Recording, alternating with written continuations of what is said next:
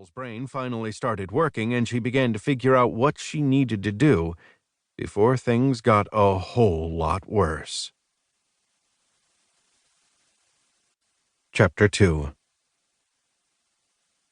At the sound of the glass front door swinging open, Jonah Wolfe looked up to see a tall, leggy redhead walk into the office.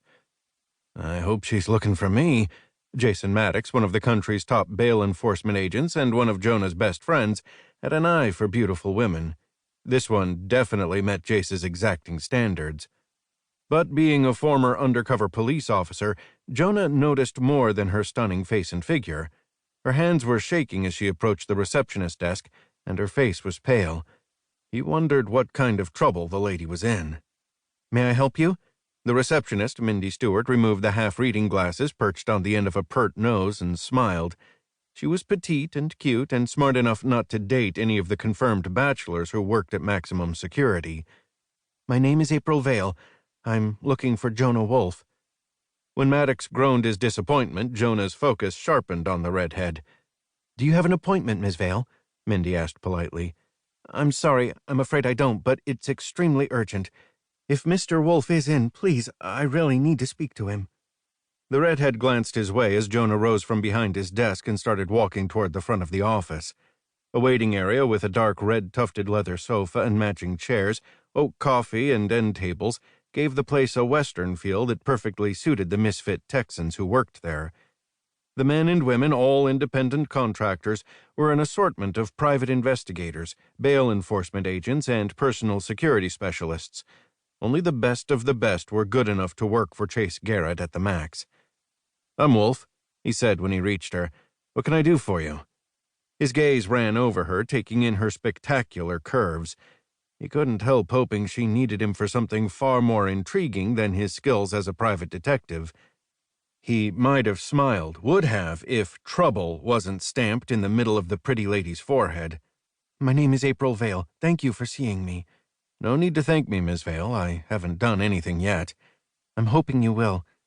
She had the face of an angel and legs that went on forever, but she was a redhead, and all that fiery hair just ramped up the warning signs flashing in her big blue eyes. She glanced around the office. 9 oak desks set in lines of 3 filled the open area they called the bullpen. Antique farming tools hung on the walls, along with framed photos taken at the ranch Chase owned with his 2 brothers, Reese and Brandon, out in the Texas Hill Country. "Is there somewhere we can speak in private?" April asked. "Conference room. Follow me."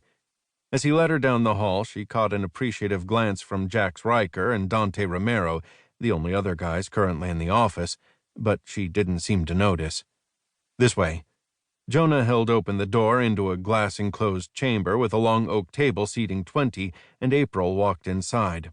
He closed the door, pulled out a brown leather chair near the end of the table, waited for her to take a seat, then sat down at the end of the table next to her, giving himself a little more legroom. April smoothed the navy blue pencil skirt she was wearing with a pair of sky-high heels and a short-sleeve peach blouse dotted with tiny blue sailboats. She looked good, classy, but not completely untouchable. "As I said, I appreciate your seeing me." Jonah leaned back in his chair. "How did you get my name?"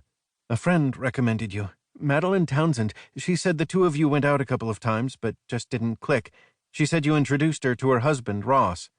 "Ross is a friend. He was also a private investigator.